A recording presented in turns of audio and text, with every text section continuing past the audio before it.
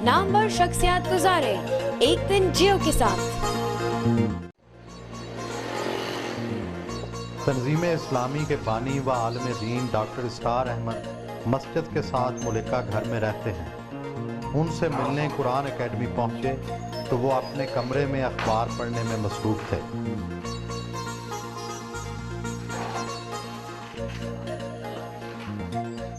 पुराना फर्नीचर और ये सादा सा बेडरूम, क्या आपको आराम और आसाइश पसंद नहीं? इसमें हर तरह का आराम और आसाइश मुझे हासिल है। बेड होता है सोने के लिए, वो मुहैया है। कुछ किसी वक्त अलहदगी में बैठकर लिखना पढ़ना हो तो ये टेबल मौजूद है। ये जो मेरा जिस पर आप बैठे हैं सोफ़ा, ये भी सोफ़ा कम बेड है। ये खुल जाता है और रात को मेरी अहलिया का बेड यही होता है। तो ये छोटा सा हमारा एक घर है और दर हकीकत तो ये कुरान एकेडमी के फ्लैट्स हैं, तो उनमें से एक में मेरी रिहाइश है। इस यहाँ मुझे अब हो गए हैं सन 77 से आप समझिए 25 बरस। वैसे ये बेड मेरा जो है ये तो सन 55 से है। तो बाकी हर चीज़ है। ये गर्मी में ठंडे पानी के लिए छोटा सा फ्रिज भी रखा हुआ है। तो जो आसाइशें हैं दुनिया की, अल्लाह का शुक्र है वो सब हासिल है मुझे। आलम दीन की ज़िंदगी और आम आदमी की ज़िंदगी में कोई फ़र्क है? कोई फ़र्क नहीं होना चाहिए। एक वो लोग हैं जो खुद कारोबार करते हैं, अगर अच्छा कमा रहे हैं तो वो अच्छा खाएं, अच्छा पहने, अच्छी जगह रहें, उनका हक बन जाता है। लेकिन उलमाए दीन का मामला ये है कि उनकी तो खिदमत जो है माशरा करता है। वो सुबह हल्का फुल्का नाश्ता करते हैं। आप नाश्ते में शहद का इस्तेमाल कर रहे हैं, ये सकील ग़िज़ा नहीं है? नहीं, एक तो कुरान मजीद में शहद के बारे में है कि फ़ीह शिफ़ाउन लिन्नास, इसमें लोगों के लिए शिफा है। और वैसे भी इसको तो मेडिकल लाइन में भी कहा जाता है कि हल्की शय है। आप पेशे के एतबार से डॉक्टर थे, आपने डॉक्टरी छोड़ दी, ये तो पेशे के साथ इंसाफ नहीं है। ये बात एक हद तक सही है आपकी, लेकिन सूरत असल में ये है, अच्छी से अच्छी एजुकेशन, मेडिकल एजुकेशन हासिल किए हुए लोग हमारे यहाँ कसरत के साथ मौजूद हैं और मरीज़ों के इलाज की ज़रूरत तो पूरी हो रही है। लेकिन ये खला है बहुत बड़ा कि हमारे यहाँ तालीम याफ्ता, जो जदीद तालीम याफ्ता लोग हैं, उन तक कुरान की दावत नहीं पहुँच रही। एक गैप है दरमियान में, कम्युनिकेशन गैप है। क्योंकि हमारे उलमाए किराम जो हैं वो उस आज की सतह जो है ज़हन की और फ़िक्र की और साइंटिफिक ख़ास तौर पर मालूमात की, उस पर नहीं है। लेकिन ये काम अल्लाह ताला ने मुझे इसकी सलाहियत दी है, तो मैंने हमा वक्त अपने आप को इस काम के लिए वक्त किया। घर से मुल्हिका अदारे के मुख्तलिफ शोबाजात का मुआयना किया। आपकी तकारीर वीडियो पर भी मौजूद हैं, जबकि आम तासुर है कि तस्वीर हराम है इस्लाम में। असल में तस्वीर जो है कुरान मजीद में तो उसकी हुर्मत नहीं आई है। हुर्मत जो आई है वो हदीस नबवी में है। और उस ज़माने में तस्वीर हाथ से बनाई जाती थी, या मुजस्समा हाथ से तराशा जाता था, जिसको कि हुजूर ने हराम करार दिया। अलबत्ता जब कैमरे की ईजाद हुई तो एक इख्तलाफ हो गया। आलम अरब के उलमा की अक्सरियत की राय ये हुई कि कैमरे पर इतलाक नहीं होता उसका, इसलिए कि उसमें हाथ का कोई अमल नहीं है। इस एतबार से हमने इसको एक्सटेंड किया और ये ऑडियो विजुअल जिस कदर मुअस्सिर बनता है लोगों के लिए, तो जाहिर बात है कि हम वो तासीर चाहते हैं, दीन की दावत के अंदर वो तासीर पैदा हो जाए, तो हम उसे इस्तेमाल कर रहे हैं। शोबा समो बसर में गए,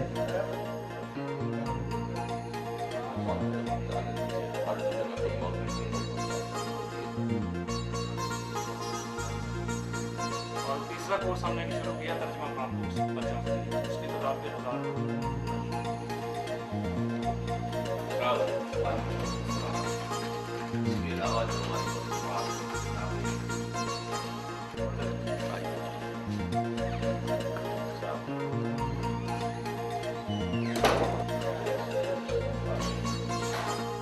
लाइब्रेरी का दौरा किया। कौन सी कुतुब का मुतालिया करते हैं? इख्तलाफी नुक्ता नज़र की कुतुब भी देखते हैं? बहुत कम। मेरे नज़दीक अल किताब कुरान मजीद है, इसलिए कि इंसान की असल ज़रूरत है हिदायत, اور کتاب ہدایت جو ہے صرف قرآن ہے، اس کے سوا کوئی کتاب نہیں۔ البتہ یہ کہ قرآن مجید ہی کی وضاحت پر مشتمل احادیث ہیں، ان کا بھی مطالعہ کرتا ہوں، اور خاص طور پر سیرت النبی صلی اللہ علیہ وسلم اور پھر خلفائے راشدین کے دور کی تاریخ جو ہے وہ میرا موضوع مطالعہ ہے۔ آپ نے عام علماء دین کے برعکس تحریر کی بجائے تقریر کو ذریعہ اظہار بنایا ہے، اس کی کیا وجہ ہے؟ اصل میں نے چونکہ اپنے کام کا آغاز کیا تھا درس قرآن سے، اسی کی بنیاد پر اپنے حلقے جو ہیں آرگنائز کیے، تو اس سے گویا کہ اللہ تعالیٰ نے میری زبان کو کھول دیا، خاص طور پر قرآن کے ساتھ، تو یہی چیز آگے بڑھی۔ اور بعد میں مجھے اس سے بڑی تسکین حاصل ہوئی کہ نبی اکرم صلی اللہ علیہ وسلم نے بھی کبھی کچھ لکھا نہیں، بلکہ آپ کا جو میڈیم تھا لوگوں سے رابطے کا اور دعوت کا، وہ اسپوکن ورڈ تھا۔ گویا کہ یہ دو ایمان کے لازمی تقاضے ہو گئے کہ ایک تو دل میں ایمان ہو، یقین والا ایمان، پرسنل کنوکشن کی شکل اختیار کر لے، صرف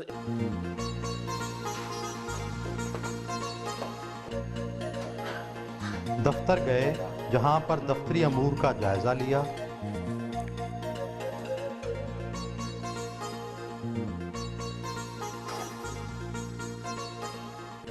رسائل کا مطالعہ کیا،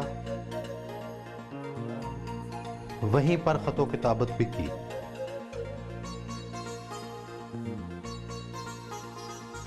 آپ کے زیر نگرانی کتنے مدارس، مساجد وغیرہ چل رہے ہیں؟ ہمارے زیر نگرانی کوئی مساجد اور مدارس نہیں ہے۔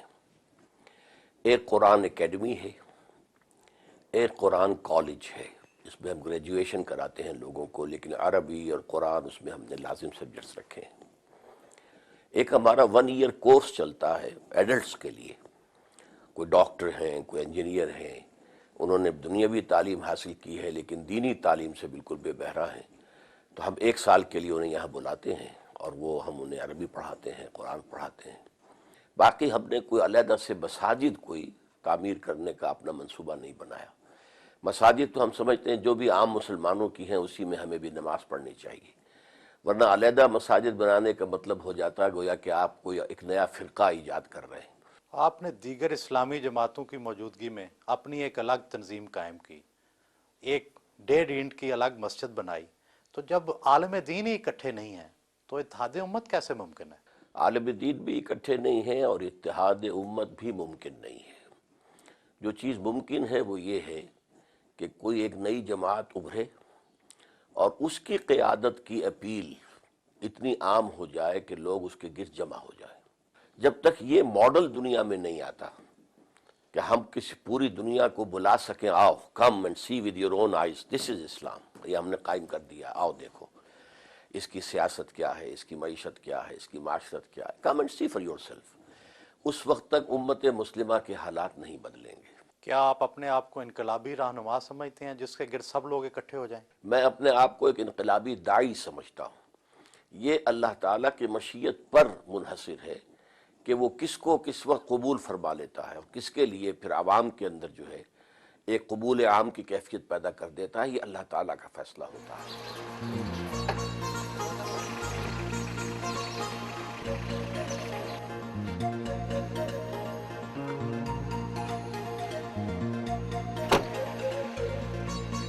ایک اسلامی معاشرے میں مولوی کا کیا کردار ہونا چاہیے؟ اصل میں ہم نے اسلامی معاشرے میں مولوی کو ایک پروفیشن کی حیثیت دے دی ہے۔ اس کی وجہ یہ ہے کہ ہمارے عام لوگ نہ دین پڑھتے ہیں اور نہ ہی بنیادی تعلیمات دین کی سیکھتے ہیں، تو انہیں ایک احتیاج ہے۔ کسی کا باپ فوت ہو گیا، نماز جنازہ پڑھانی ہے تو مولوی چاہیے، حالانکہ اس کے اپنے بیٹے کو اس قابل ہونا چاہیے کہ وہ خود نماز جنازہ پڑھائے۔ کسی بچی کا نکاح ہے، اب وہاں مولوی چاہیے، حالانکہ ہمارے ہاں کوئی مولوی پروفیشن اسلام میں نہیں ہے، کوئی پریسٹ ہوڈ نہیں ہے، کوئی پریسٹ کلاس نہیں ہے، کوئی برہمنزم نہیں ہے، کوئی پاپائیت نہیں ہے۔ تو ہر مسلمان کو اس قابل ہونا چاہیے کہ نماز میں امامت کرے۔ تو اس اعتبار سے یہ پیشہ کوئی اسلام میں نہیں ہے۔ ان کے ادارے کے زیر انتظام خواتین کالج بھی کام کر رہا ہے، جہاں وہ کبھی کبھی لیکچر دینے جاتے ہیں۔ یہ علم کا حاصل کرنا فریضہ ہے ہر مسلمان مرد پر اور علم آدم الاسماء کلھا، تو حضرت آدم کو جو اللہ تعالیٰ نے عمل کی میں تمام اسماء کا علم دے دیا تھا، در حقیقت اس کی ایکسفولیشن ہو رہی ہے، وہ علم کھل رہا ہے، جیسے کہ آم کی گٹھلی میں سے آم کا درخت برآمد ہوتا ہے۔ خواتین کے حوالے سے آپ کا موقف سخت ہے، اس کا کیا خاص پس منظر ہے؟ میرے نزدیک میرا موقف ہرگز سخت نہیں ہے، اسلامی احکام کے عین مطابق ہے۔ اس میں خواتین پر کوئی پابندیاں نہیں ہیں، بلکہ خواتین کے لیے دائرہ کار علیحدہ رکھا گیا ہے۔ وہ پڑھیں لیکن ان کے مدارس علیحدہ ہونے چاہیے، لڑکوں اور لڑکیوں کی مخلوط تعلیم نہیں ہونی چاہیے، کالج ہوں، یونیورسٹیز ہوں۔ تو یہ اصل میں چونکہ مرد اور عورت کے درمیان، اور خاص طور پر نوجوان مرد اور نوجوان عورت کے درمیان، اللہ تعالیٰ نے ایک بڑی فطری کشش رکھی ہوئی ہے، اور اس کو آپ کو معلوم ہے کہ فرائڈ تو یہاں تک کہتا ہے کہ سب سے بڑا ہی انسان کا موٹیو جو ہے، سب سے زیادہ پوٹنٹ، وہ سیکس ہے۔ تو اس کو کنٹرول کرنے کے لیے کہ اس میں کوئی جو ہے انارکی پیدا نہ ہو جائے، بدنظمی نہ ہو، آوارگی نہ ہو، تو یہ احکام دیے ہیں، اور پردہ ہے، مخلوط معاشرت سے روکا گیا ہے، کورنگ آف دی باڈی کے احکام ہیں، عورت کے لیے علیحدہ ہیں، مرد کے لیے علیحدہ ہیں۔ کیا عورت کے چہرے کا پردہ لازم ہے؟ ہاں، میرے نزدیک نامحرم کے سامنے وہ کھلے چہرے کے ساتھ نہیں آ سکتی۔ ایک تو ستر ہے، اس کا پورا جسم ڈھکا ہونا چاہیے سوائے چہرے کی ٹکیا، سوائے ہاتھ کلائی سے نیچے اور پاؤں ٹخنے سے نیچے۔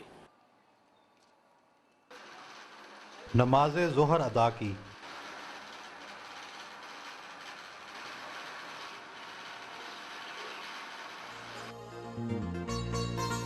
کالج کے ساتھ ہی ان کی بیٹی کا گھر واقع ہے، نواسے نواسیاں ان سے ملے۔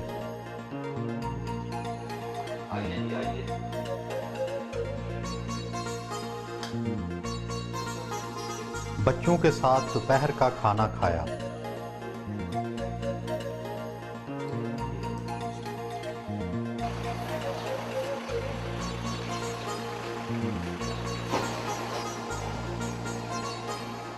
آپ کی شخصیت میں کافی سختی نظر آتی ہے، حصے لطافت کے حوالے سے آپ کی کیا دلچسپیاں ہیں؟ میں قرآن مجید کی قرآت کا عاشق ہوں، خاص طور پر شیخ محمود خلیل الحصری مرحوم، عبد الباسط عبد الصمد مرحوم، ان سے میں بچپن میں موسیقی کا بہت رسیہ تھا اور اچھا گا لیا کرتا تھا، آواز کے اندر ایک کیفیت تھی، اور مجھے خاص طور پر سہگل کے گانے انتہائی پسند تھے۔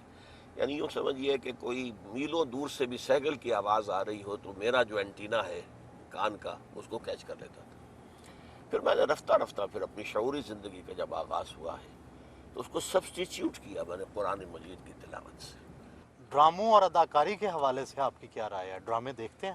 ڈرامے میں میرے نزدیک یہ جو انسان کردار اختیار کرتا ہے مصنوعی، ایک آپ کا اپنا کریکٹر ہے اور ایک کریکٹر آپ اپنے اوپر اوڑھتے ہیں، وہ مصنوعی کردار ہے آپ کا۔ میرے نزدیک اس کے نتیجے میں اس اداکار یا اداکارہ کی اپنی شخصیت ختم ہو جاتی ہے۔ تو انسانی شخصیت بڑی قیمتی شے ہے، اسے پرزرو ہونا چاہیے، ڈیولپ ہونا چاہیے۔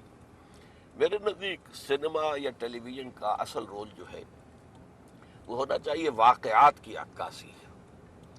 کوئی واقعہ ہوا ہے اس کو آپ ڈاکومنٹریز کے ذریعے سے اور ایجوکیشن کے پرپزز کے لیے اس کو استعمال کیا جائے۔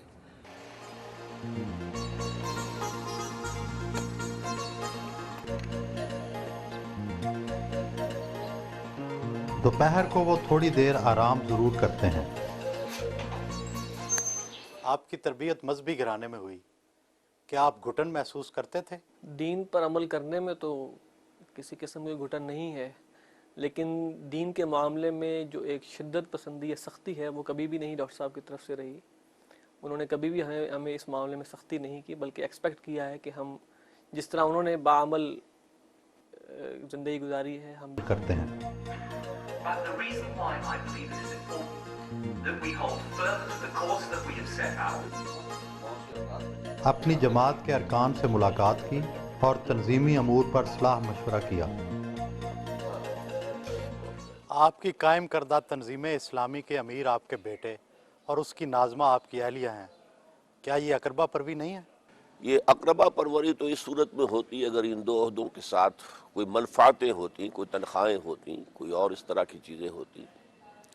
صورت اصل میں یہ ہے کہ میری اہلیہ تو جب سے یہ قائم ہوا تھا حلقہ خواتین اس وقت سے ناظمان، اور صحیح ترین صورت یہی تھی کہ تنظیم اسلامی کے اندر خواتین کا حلقہ جو ہے اس کی ناظمہ جو ہے اگر اہل ہوں میری اہلیہ تو انہی کو ہونا چاہیے، تاکہ میرے ساتھ رابطہ ان کا کانٹیکٹ جو ہے وہ صحیح رہے۔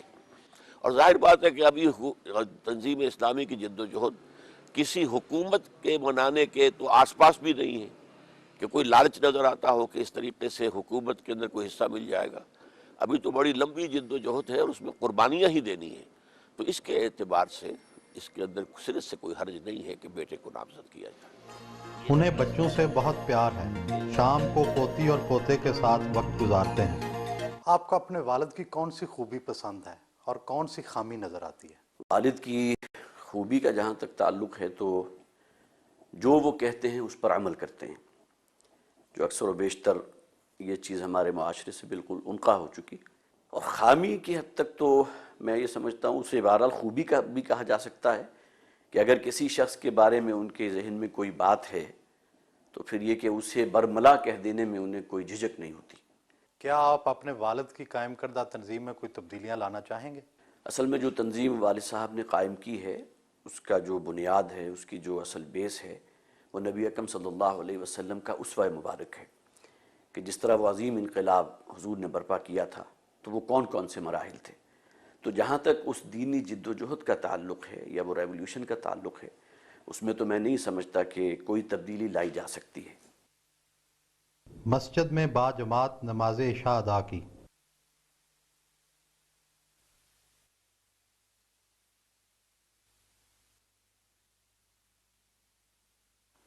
آپ کے اور آپ کے دادا میں 2 جنریشنز کا گیپ ہے، تو خیالات میں بھی فرق ہے؟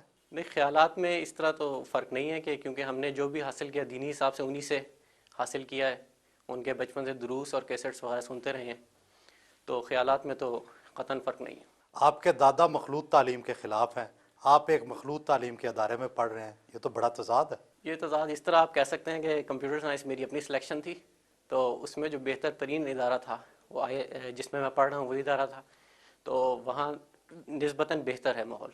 انہوں نے کو ایجوکیشن ہے تو صحیح، مگر انہوں نے الگ کرنے کی کوشش کی گئی ہے، کیمپس الگ ہے ان کا۔ آپ پہ ناراض نہیں ہوتے اس وجہ سے؟ کبھی بات نہیں ہوئی اس موضوع پہ۔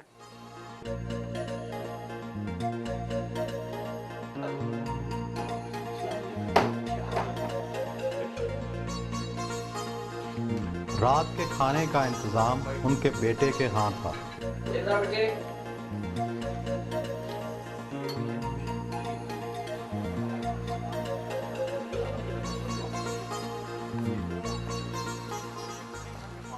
ذاتی حوالے سے آپ کے ذرائع آمدن کیا ہے؟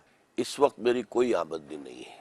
انجمن خدام القرآن نے مجھے رہائش پرووائڈ کی ہے، اور رہائش کے ساتھ ساری اس کی سہولتیں جو ہیں وہ بھی ہیں، اور میری ساری کتابیں، میرے سارے آڈیو ویڈیو یہ سب انجمن کے پاس ہیں۔ اس کے ٹریڈنگ سے یا اس کی سیل سے مجھے کوئی ایک پیسے کا بھی منفعت نہیں ہوتی۔ تو باقی یہ کہ دال روٹی کا معاملہ رہ جاتا ہے، تو وہ میرے بچے ماشاءاللہ اب مختلف جابز پر ہیں، وہ سپورٹ کر رہے ہیں۔ کیا عورت کو گھر سے باہر ملازمت کا حق ہے؟ اصل میں اس کے لیے ضروری ہے کہ پردہ اور ستر کے احکام کو ملحوظ رکھتے ہوئے اگر کہیں کوئی امکان ہو تو کوئی حرج نہیں ہے۔ کشمیر کے جہاد کے حوالے سے آپ کی رائے دوسرے علماء سے مختلف ہے، اس کی کیا وجہ ہے؟ اصل میں میرے نزدیک جہاد تو کسی بھی سٹرگل کو کہتے ہیں، فریڈم سٹرگل یہ بھی جہاد ہے۔ یہ جو کچھ آج کل ہو رہا ہے یہ ہم جہاد کے لفظ کو استعمال کر لیتے ہیں، تو کشمیر کا معاملہ بھی یہ ہے کہ یہ کشمیر کے لوگوں کو ہندوستان سے آزادی حاصل کرنے کی جد و جہد کرنے کا حق حاصل ہے، لیکن اس میں بھی ایک رائے ہو سکتی ہے۔ میری رائے یہ ہے کہ اگر وہ ہتھیار نہ اٹھاتے تو بہتر تھا، پولیٹیکل موومنٹ لے کر چلتے۔ پولیٹیکل موومنٹ میں اگر کوئی 1 لاکھ کا جلوس نکلے اور اس کے اوپر فائرنگ ہو اور 100 آدمی مارے جائیں تو اس کا پوری دنیا کے اندر ایفیکٹ جو ہوگا وہ بہت مختلف ہوگا۔ تو اصل میں سیاسی تحریک چلتی تو اتنی جانیں بھی نہ جاتی، اس سے کم جانوں کے اندر اس کا ایفیکٹ بہت زیادہ ہوتا۔ آپ نے طالبان کی حمایت کی، کیا یہ فیصلہ غلط نہیں تھا؟ قطعاً نہیں، میں پوری طرح مطمئن ہوں اب بھی کہ ہمارا ان کا ساتھ تعاون اور ان کو تسلیم کرنا بالکل صحیح تھا، اس لیے کہ طالبان نے پورے افغانستان میں سوائے 5% علاقے کے، یا میکسیمم 7% ہوگا، پورے افغانستان میں پورا امن و امان قائم کیا۔ تو باقی انہوں نے شریعت کے احکام نافذ کیے، ان سے غلطیاں ہوئی ہیں، ظاہر بات ہے کہ ان کی اپنی کچھ ریسٹرینٹس بھی تھیں اور انہیں تجربہ نہیں تھا، تو بہت سی چیزیں ہیں اپنی جگہ پر، لیکن بحیثیت مجموعی وہ ایک صحیح اسلامی حکومت تھی۔ صحیح اسلامی نظام ابھی قائم نہیں ہوا تھا، یہ حکومت تو اسلامی تھی۔ آپ نے جماعت اسلامی کیوں چھوڑی تھی؟ جماعت اسلامی کو میں نے جوائن کیا تھا یہ سمجھ کر کہ یہ ایک اصولی اسلامی انقلابی جماعت ہے، اور اس کا جو طرز عمل ہے وہ انقلابی ہے، اور یہی بات ہے کہ سیاست میں اس نے سن 41 میں یہ قائم ہوئی، اور اس نے کسی سیاست میں حصہ نہیں لیا، کسی الیکشن میں حصہ نہیں لیا، یہاں تک کہ سن 46 کا جو بہت ہی زیادہ اہم الیکشن تھا جس کے نتیجے میں پاکستان وجود میں آیا، اس میں بھی حصہ نہیں لیا، ووٹ بھی نہیں ڈالے، نہ اس کے لیے کوئی کسی کو سپورٹ کیا۔ پاکستان میں آ کر انہیں محسوس ہوا کہ یہاں اب پولیٹیکل جو ہے ویکوم ہے، اور ہم ذرا پاکستان کا جو نعرہ تھا، پاکستان کا مطلب کیا، لا الہ الا اللہ، اسے ہم اون کر کے تو ہم اگر انتخابات میں آئیں تو جلدی ہم اقتدار پر پہنچ جائیں گے۔ تو جب جماعت نے وہ راستہ اختیار کر لیا اور مولانا مودودی مصر رہے، حالانکہ خاصی مؤثر جماعت کے اندر یہ رائے آ گئی تھی سامنے کہ یہ ہم غلطی کر بیٹھے ہیں، ہمیں واپس ہونا چاہیے، لیکن مولانا جو ہے اپنے اس فعل پر جازم رہے، تو پھر ہم لوگوں نے علیحدگی اختیار کی۔ آپ اپنی زندگی کی تمام تر جدوجہد کے باوجود کوئی انقلاب نہیں لا سکے، کیا آپ اپنے کام سے مطمئن ہیں؟ میں اپنے کام سے بالکل مطمئن ہوں۔ انقلاب روز روز نہیں آیا کرتے، یوں سمجھیے کہ انبیاء کرام میں سے بھی صرف ایک شخصیت ہے حضور صلی اللہ علیہ وسلم کی جن کے دست مبارک سے ایک انقلاب برپا ہوا، اور یہ انقلاب ایک مرتبہ اور آنا ہے جس کی خبر دی ہے محمد الرسول اللہ صلی اللہ علیہ وسلم نے، اور وہ جب ہوگا تو پوری دنیا پر خلافت کا نظام قائم ہوگا، لیکن یہ انقلاب میرے نزدیک کئی نسلوں میں مکمل ہوگا۔ اب ان کے آرام کا وقت تھا جس پر ان سے اجازت تھی۔